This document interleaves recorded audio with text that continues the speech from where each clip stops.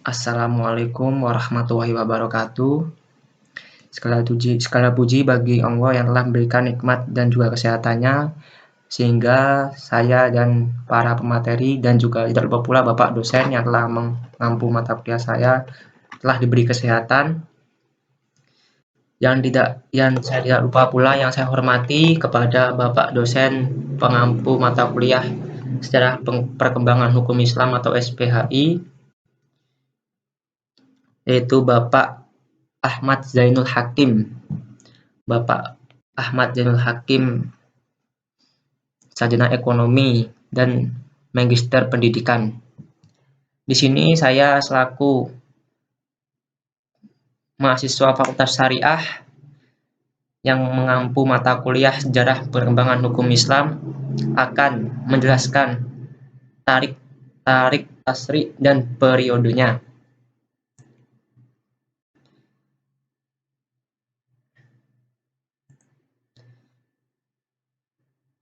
Di sini saya akan menjelaskan beberapa pembahasan. Ada 6 poin. Yang pertama ini pengertian tarik tasri. Nomor 2, tujuan mempelajari ilmu tarik tasri. 3, kegunaan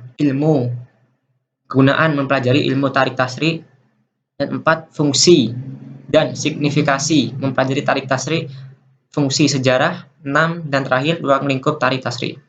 Mohon maaf jika kualitas video saya kurang bagus karena saya memakai kamera laptop dan ada suara-suara masuk, suara sepeda motor karena kosannya dekat dengan jalan raya. Langsung saja, untuk poin yang pertama, saya akan membahas pengertian tarik tasri. Tarik tasri terdiri dari 2 kata, yaitu tarik yang berarti sejarah dan tasri yang berarti penetapan hukum. Dengan demikian, tarik tasri secara sederhana dapat dipahami sebagai sejarah penetapan suatu hukum Islam. Dari segi bahasa, tarik tasri itu berarti pembuatan hukum yang ada di Islam. Dengan demikian, yang dimaksud tarik tasri ialah pembahasan yang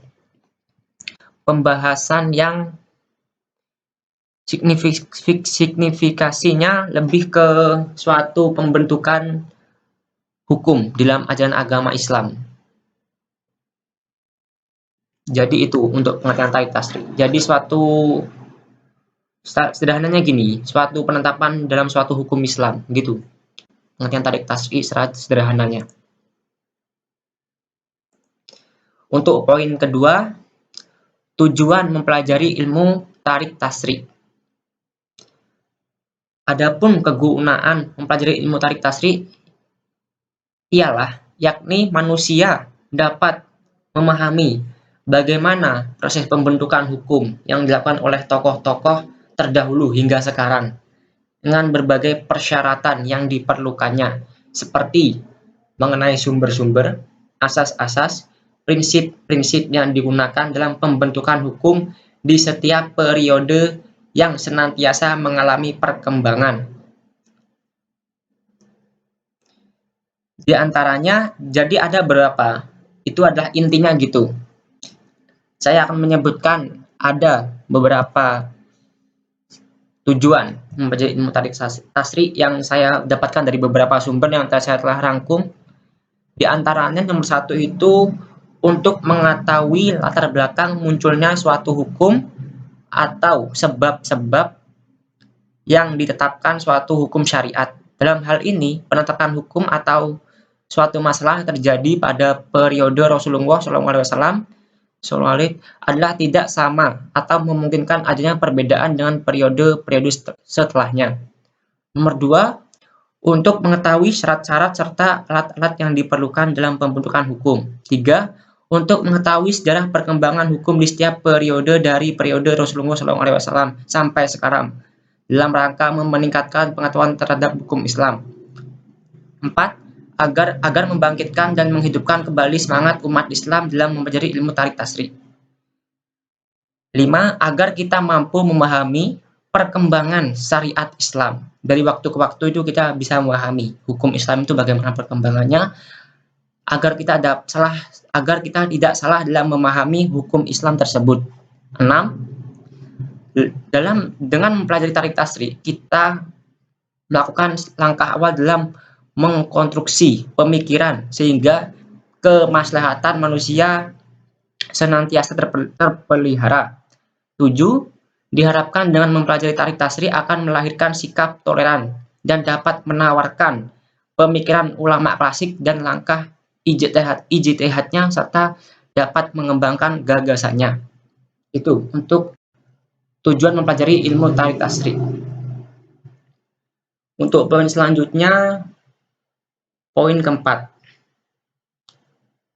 fungsi signifikasi mempelajari ilmu tarik tasrih.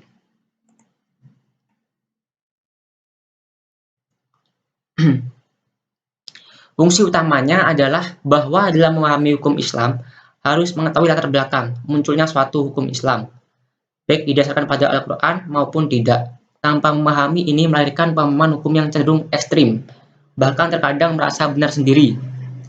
Mengenali hukum Islam tidak baik dalam fikih fatwa atau ketetapan hukum dari ulama secara individu maupun kelompok. Jadi begini, jika kita tidak memahami dari mana asalnya hukum itu, tidak paham tiba-tiba ada peraturan ini, kita cenderung ke ekstrim. Contohnya, seperti memerangi kaum kafir. Jika kita tidak memahami secara penerapannya, kita bisa menyimpulkan memerangi itu malah membunuh. Jadi itu pentingnya mempelajari ilmu tarik tasrih, fungsi utamanya, biar kita tidak lebih ke ekstrim itu. Untuk 5, fungsi sejarahnya. Fungsi sejarah bagi generasi kemudian adalah memberikan pelajaran mendasar mengenai hikmah sebuah peristiwa dan mampu memberikan inspirasi bagi generasi yang akan datang.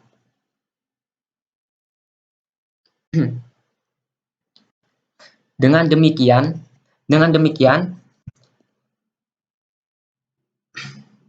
para generasi kita itu tidak syukur-syukur, jadi bisa tahu apa sih dari mana hukumnya Islam itu datang, siapa yang menciptakan, begitu kegunaannya. Jadi generasi kita tidak melupakan sejarah. Mungkin itu intinya. Nomor 6 yaitu ruang lingkup tarik tasrih.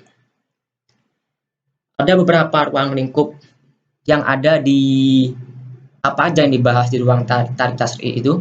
Yang pertama hukum ibadah, kedua hukum keluarga, 3 hukum muamalat, 4 hukum kenegaraan atau kenegaraan yang ada di dalam negara, 5 hukum internasional, 6 hukum pidana. Mungkin hanya itu, ada 6. Yang pertama yang saya akan jelaskan adalah hukum ibadah. Hukum ibadah berbicara tentang hubungan tentang manusia dengan Tuhan. Pembentukan hukumnya bersumber pada nas-nas yang syariat langsung. Oleh karena itu, ketetapan hukum yang berhubungan dengan lapangan ibadah ini bersifat abadi, tidak memerlukan perubahan dan sesuai dengan segala zaman dan tempat. Yang kedua, hukum keluarga. Hukum keluarga adalah lebih luas daripada hukum lapangan munakahat, karena membahas masalah pernikahan, warisan, wasiat, dan wakaf. Nomor 3, hukum muamalat. Cabang muamalat berisi tentang hak-hak manusia dan dalam hubungannya dengan satu sama lain. Hukum pidana. Hukum pidana ialah kumpulan aturan mengatur cara menjaga keselamatan hak masyarakat perbuatan yang tidak diberikan. 5 hukum kenegaraan, siasah atau syariah. Siasah syariah, politik Islam. Maaf, bentar ada sepeda datang.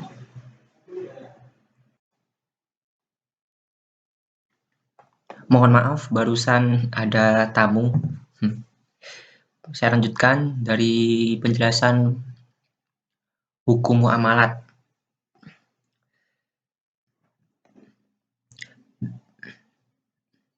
Hukum muamalat adalah cabang muamalat yang berisi tentang hak-hak manusia dalam hubungan satu sama lain.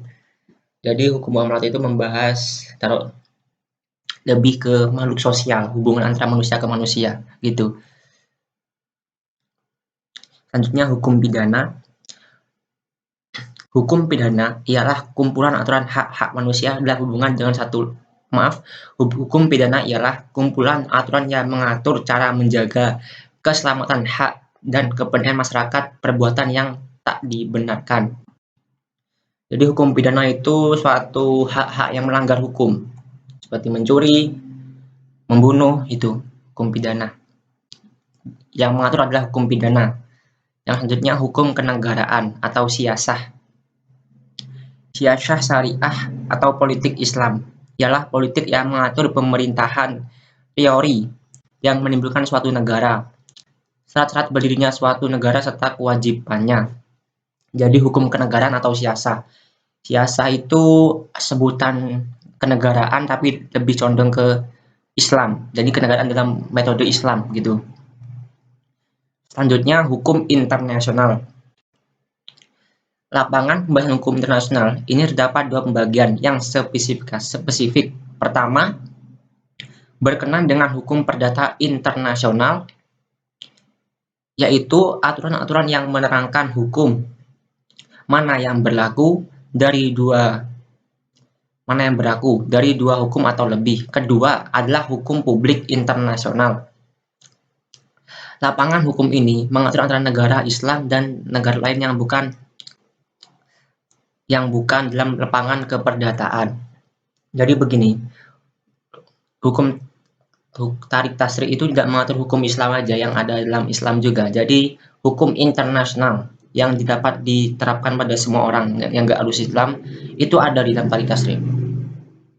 Jadi itu mungkin hanya itu yang dapat saya bahas dari penjelasan saya.